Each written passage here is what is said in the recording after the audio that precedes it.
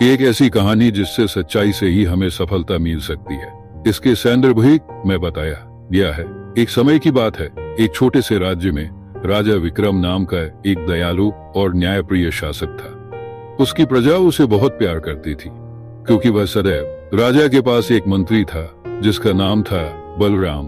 बलराम बहुत होशियार था, परंतु उसके मन में लालच और स्वार्थ भरा हुआ था।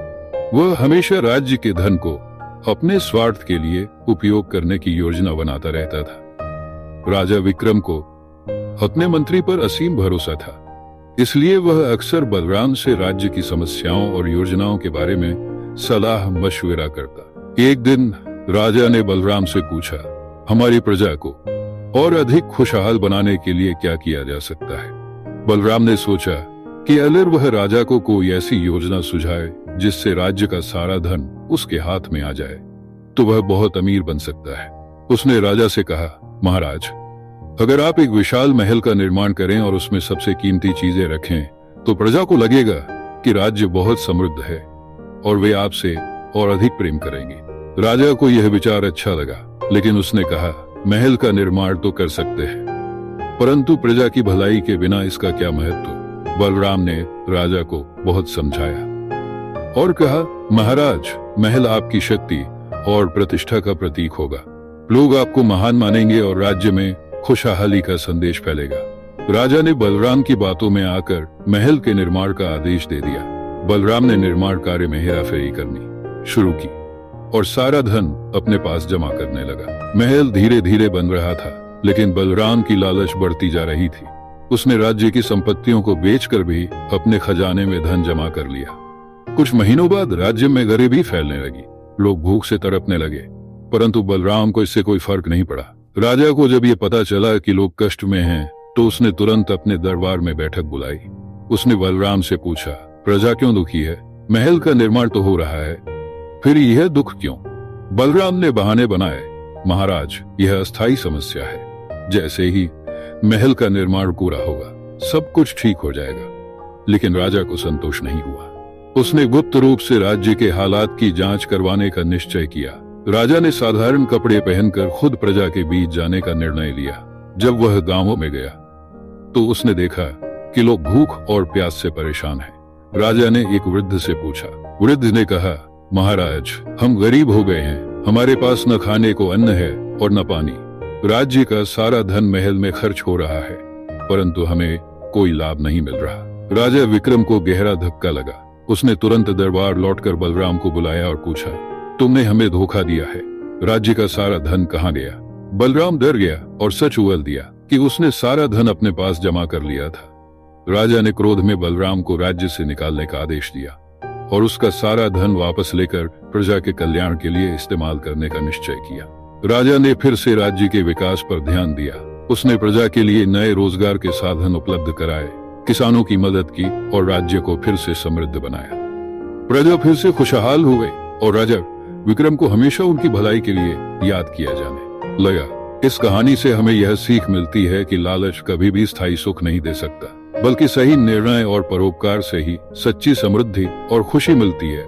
आज मैं आपसे एक ऐसे विषय पर बात करना चाहता हूँ जो हर इंसान के जीवन में कभी न कभी आता है, लेकिन यह समझना बहुत जरूरी है कि लालच न सिर्फ नुकसानदेह है, बल्कि यह हमें असली प्रगति से भी दूर कर देता है। आज मैं इसी विषय पर अपनी बात रखना चाहता हूं कि लालच से आदमी कभी आगे नहीं बढ़ सकता। जब हम आगे बढ़ने की बात करते हैं, तो इसका मतलब सिर्फ भौतिक सफलता नहीं होता। असली प्रगति वह है जब हम न केवल भौतिक रूप से समृद्ध होते हैं, बल्कि मानसिक, भावनात्मक और नैतिक रूप से भी। लेकिन लालच हमें इस समृद्धि से दूर करता है। एक, लालच आपको अस्थिर बनाता है। लालच का स्वभाव ही ऐसा है कि वह आपको कभी संतुष्ट नहीं रहने देता। आप एक सब हैं, फिर उससे बड़ी चीज पाने की चाहत करने लगते हैं और यह सिलसिला कभी खत्म नहीं होता। अस्थिरता आपको उस शांति और फोकस से दूर कर देती है जिसकी आपको सही मायनों में जरूरत होती है। जब आपका मन हमेशा ज्यादा पाने की लालसा में रहता है, तो आप अपने वर्तमान का आनंद नहीं ले पाते। आपकी ऊर्जा बिखर जाती है और आपकी रचनात्मकता, आपकी मेहनत का असली मूल्य कहीं खो जाता है।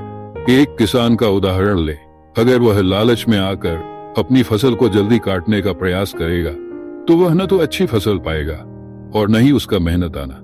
इसी प्रकार जब हम लालच में आकर शॉर्टकट लेने की कोशिश करते हैं तो हम जीवन की असली सीखों और अनुभवों से दूर हो जाते हैं। 2. लालच आपको दूसरों से दूर कर देता है। लालच स्वार्थ से जुड़ा हुआ है। जब व्यक्ति लालच करता है तो वह केवल अपने बारे में सोचता है, दूसरों के बारे में नहीं।